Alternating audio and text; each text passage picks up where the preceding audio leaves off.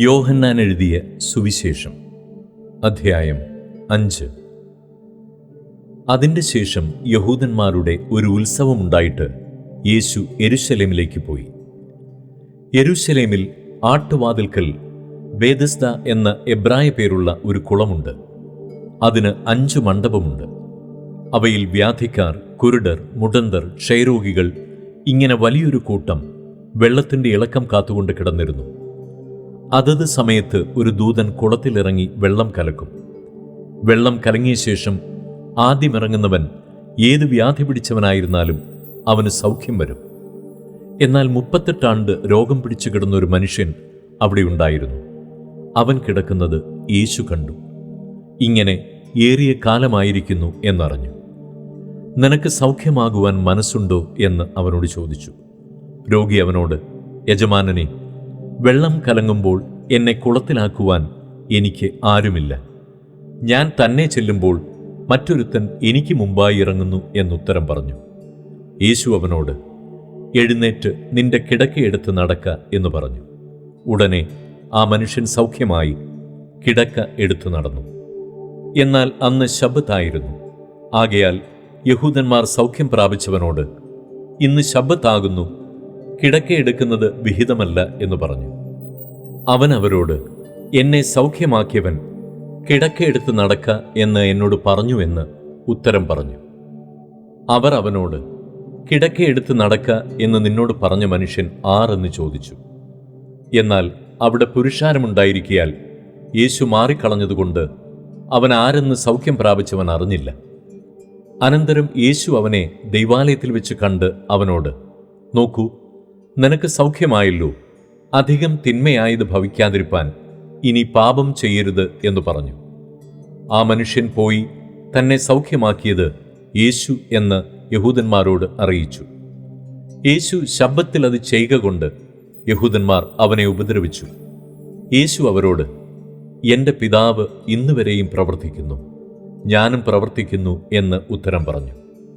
അങ്ങനെ അവൻ ശബ്ബത്തിനെ ലംഘിച്ചതുകൊണ്ട് മാത്രമല്ല, ദൈവം സ്വന്തം പിതാവ് എന്ന് പറഞ്ഞ് തന്നെത്താൻ ദൈവത്തോട് സമമാക്കിയതുകൊണ്ടും യഹൂദന്മാർ അവനെ കൊല്ലുവാൻ അധികമായി ശ്രമിച്ചു പോന്നു.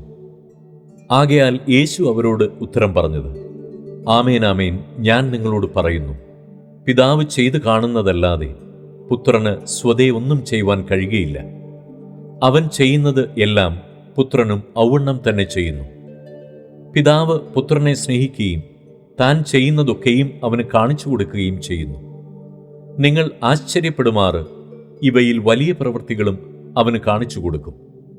പിതാവ് മരിച്ചവരെ ഉണർത്തി ജീവിപ്പിക്കുന്നത് പോലെ പുത്രനും താൻ ഇച്ഛിക്കുന്നവരെ ജീവിപ്പിക്കുന്നു.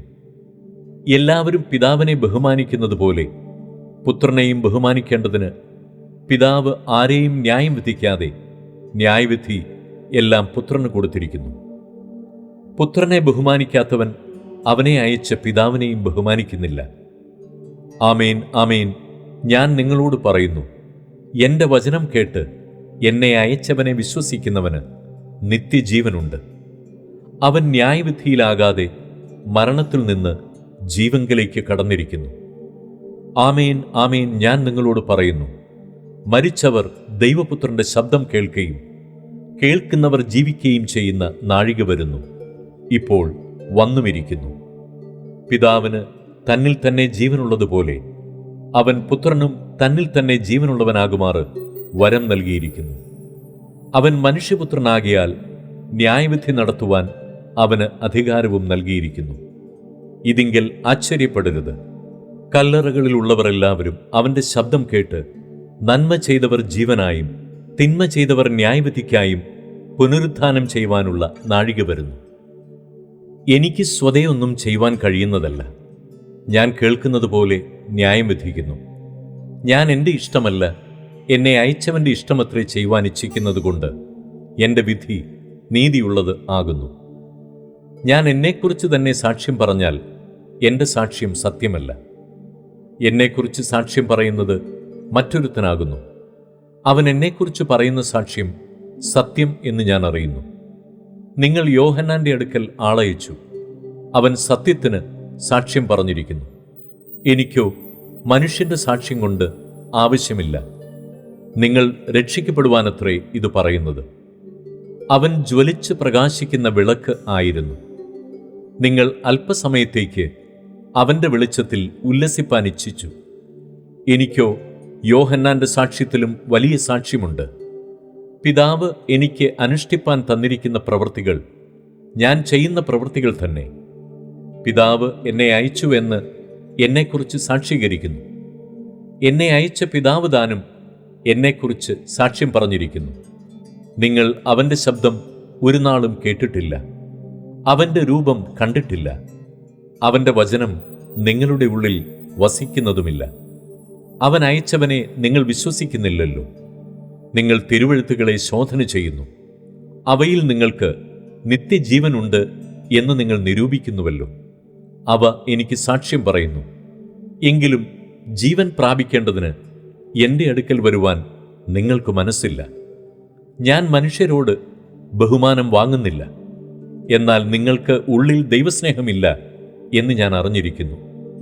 ഞാൻ എൻ്റെ പിതാവിൻ്റെ നാമത്തിൽ വന്നിരിക്കുന്നു, എന്നെ നിങ്ങൾ കൈക്കൊള്ളുന്നില്ല. മറ്റൊരുത്തൻ സ്വന്തം നാമത്തിൽ വന്നാൽ അവനെ നിങ്ങൾ കൈക്കൊള്ളും.